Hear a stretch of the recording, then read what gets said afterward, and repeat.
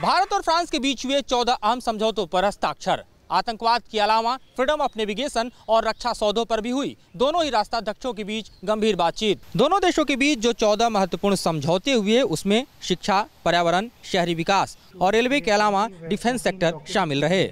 Macron के भारत दौरे के पहले दिन शनिवार को फ्रांस और भारतीय कंपनियों के बीच $16 बिलियन के समझौतों पर भी मुहर लगी है।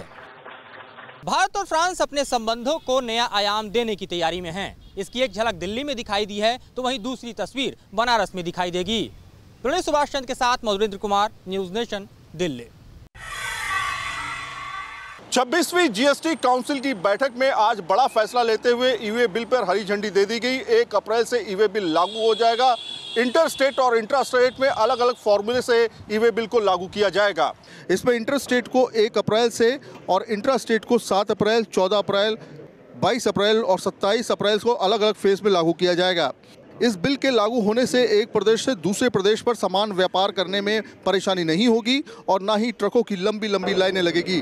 वहीं गलत तरीके से की जाने वाली वसूली भी खत्म हो जाएगी। ई-वे बिल के लागू होने से इंटर स्टेट और इंट्रा स्टेट के बीच बेहतर व्यापार हो पाएगा और टोल पर लगने वाली लंबी लंबी लाइनें भी खत्म हो जाएंगी। वीडियो जर्नलिस्ट कमल किशोर के साथ सैयद आमिर हुसैन, न्यूज नेशन, दिल्ली। आज दिल्ली में प्रधानमंत्री नरेंद्र मोदी ने जनप्रतिनिधि सभा का उद्घाटन किया है।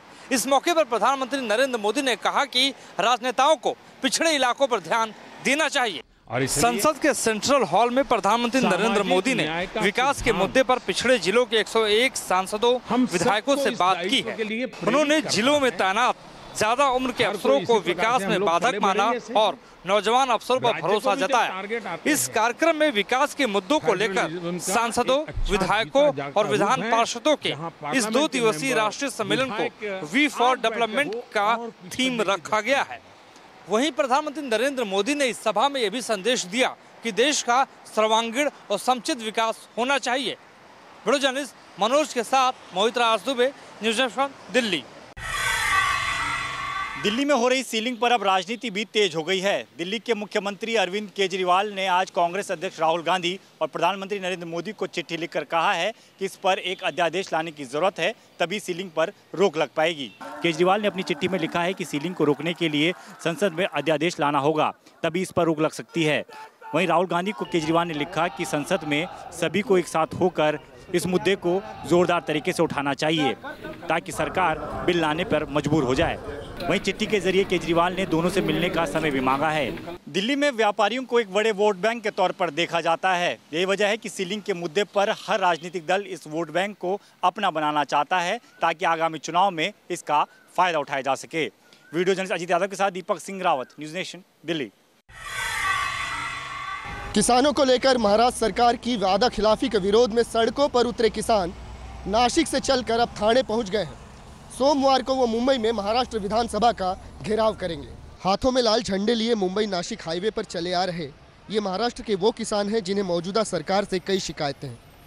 अखिल भारतीय किसान सभा के झंडे तले इनका ये मोर्चा नासिक से मंगलवार को रवाना हुआ था और तकरीबन 180 किलोमीटर का सफर तय करके इनकी योजना मुंबई पहुंचकर महाराष्ट्र विधानसभा का घेराव करने की है। इनके मुताबिक महाराष्ट्र की मौजूदा फडणवीस सरकार ने किसानों की कर्ज माफ़ी को लेकर जो भी वायदे किए थे वो अब तक पूरे नहीं हुए।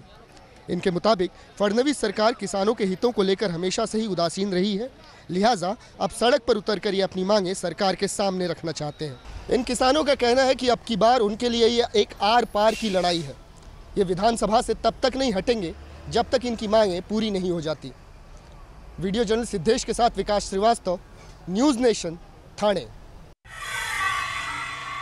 एक्टर नवाजुद्दीन सिद्दीकी की मुश्किलें बढ़ सकती हैं। बीवी अंजलि के कॉल रिकॉर्ड को गैर कानूनी रूप से निकलवाने के सिलसिले में मुंबई क्राइम ब्रांच ने नवाजुद्दीन को सम्मन भेजा है। मुंबई क्राइम ब्रांच ने गैर कानूनी रूप से कॉल डेटा रिकॉर्ड्स निकलवाने के आरोप में 11 लोगों को अरेस्ट किया है। इस मामले में नवाजुद्दीन को भी बुलाया गया था, लेकिन नवाज नहीं पहुंचे। सूत्रों की माने तो नवाजुद्दीन पर आरोप है कि उन्होंने प्राइवेट जासूसों की मदद से अपनी पत्नी के कॉल रिकॉर्ड्स निकलवाए थे। ये मामला सुर्खियों में आने के बाद नवाजुद्दीन ने ट्विटर पर पोस्ट कर मीडिया पर अपनी नाराजगी भी जताई। मुंबई क्राइम ब्रांच अब नवाजुद्दीन के वकील से पूछताछ करने के लिए पूरी तरीके से तैयार है और आखिरकार ये जानने के लिए कि किसके कहने पर नवाजुद्दीन के वकील ने उनकी पत्नी अंजलि के कॉल रिकॉर्ड को निकाला। वीडियो जर्नलिस्ट अनिल के साथ विकास राधेश्याम, न्यूज नेशन, मुंबई। मेरठ के बाद अब आजमगढ़ में बाबा साहब डॉक्टर भीमराव अंबेडकर की मूर्ति तोड़ने का मामला सामने आया है। इस घटना के बाद से ही इलाके में तनाव फैल गया है। त्रिपुरा में लेनिन की मूर्ति तोड़ने से जो सिलसिला शुरू हुआ था वो अब देश के दूसरे राज्यों से होता हुआ आजमगढ़ तक पहुंच गया है। आजमगढ़ के कप्तानगंज थाना क्षेत्र के राजापट्टी गांव में कुछ अराजक तत्वों ने बाबा साहब की प्रतिमा क्षतिग्रस्त कर दी, जिसके बाद इलाके में हालात तनावपूर्ण हो गए। घटना के बाद मौके पर भारी पुलिस बल को तैनात करना पड़ा। लोगों के गुस्से को देखते हुए जिला प्रशासन क्षतिग्रस्त प्रतिमा को बदलने की कार्रवाई में जुट गया है। बाबा साहब डॉक्टर भीमराव अंबेडकर की मूर्ति तोड़ने के अपराध में पुलिस ने फिलहाल अज्ञात लोगों के खिलाफ मामला दर्ज कर लिया है और आरोपियों की तलाश में जुटी हुई है। वीडियो जर्नलिस्ट समित के साथ Anil Yadav, news nation, Lucknow. OTA Chennai से आज 255 कैडेट्स आर्मी ऑफिसर्स बने। इसमें से एक पहले कैब ड्राइवर हुआ करते थे। ऑफिसर्स ट्रेनिंग एकेडमी से पास आउट होने से पहले लेफ्टिनेंट ओम पैथाने अपनी पढ़ाई के साथ साथ कैब चलाते थे। ओम के पिता भी कैब ड्राइवर थे और उस समय उनके परिवार का बड़ी मुश्किल से गुजारा चल रहा था। पुणे की सड़कों में कैब चलाते ओम की मुलाकात उनके पैसेंजर रिटायर्ड कर्नल से हुई, जिन्होंने कैब में सफर के दौरान ओम को कैब ड्राइवर से सेना के ऑफिसर बनने को प्रेरित किया। ओटीए में ट्रेनिंग के बाद पास्ड आउट ऑफिसर्स अब देश की सेवा के लिए तैयार हैं। वीडियो जर्नलिस्ट पार्थ सारथी के साथ श्री प्रपंच, न्यूज नेशन, चेन्नई। पुंछ के कृष्णा घाटी सेक्टर में पाकिस्तान ने आज एक बार फिर सीज फायर तोड़ते हुए फायरिंग की, जिसका भारतीय सेना ने करारा जवाब दिया। पाकिस्तान की तरफ से ये फायरिंग सुबह 7:45 पर शुरू की गई, जिसके बाद पाकिस्तान ने जबरदस्त फायरिंग करते हुए मोर्टार के गोले भी बरसाए, जो बॉर्डर के नज़दीक गांव के इलाकों में आकर गिरे। गनीमत ये रही कि फायरिंग में किसी गांव वाले को नुकसान नहीं पहुंचा। अलबत्ता भारतीय सेना ने पाकिस्तान को उसी की भाषा में जवाब जरूर दिया। अगर पिछले कुछ महीनों की बात करें तो पाकिस्तान को अपनी नापाक फायरिंग की एवज में भारतीय सेना की तरफ से भारी नुकसान उठाना पड़ा है, लेकिन बावजूद इसके पाकिस्तान अपनी हरकतों से बाज आता हुआ नहीं दिख रहा। वीडियो जर्नलिस्ट एजाज अहमद के साथ Shahnawaz Khan, news nation, Jammu. America ने तालिबान से सीधी बातचीत करने से इनकार किया है। ट्रंप प्रशासन ने कहा है तालिबान पहले अफगानिस्तान सरकार से बात करे, फिर होगी सीधी बात। अफगान तालिबान ने ऐलान किया है कि वो अमेरिका के साथ बातचीत करने को तैयार हैं, लेकिन अमेरिका ने साफ तौर पर कहा है कि वो पहले अफगानिस्तान सरकार से बातचीत करे, फिर होगी अमेरिका से सीधी बातचीत। तालिबान ने कहा है कि अमेरिका और उसके सहयोगियों को ये स्पष्ट हो जाना चाहिए कि अफगान मसले का हल सैन्य कार्रवाई से नहीं हो सकता, इसलिए अमेरिका को अफगानिस्तान में युद्ध के बजाय शांतिपूर्ण रणनीति पर ध्यान देना चाहिए। अमेरिकी राष्ट्रपति डोनाल्ड ट्रंप ने इसके पहले कहा था कि अफगानिस्तान में एक के बाद एक आतंकी हमलों को अंजाम देने वाले इस आतंकी संगठन का सफाया करके रहेंगे। वीडियो जर्नलिस्ट आरिफ खान के साथ अभिषेक पांडे, न्यूज नेशन।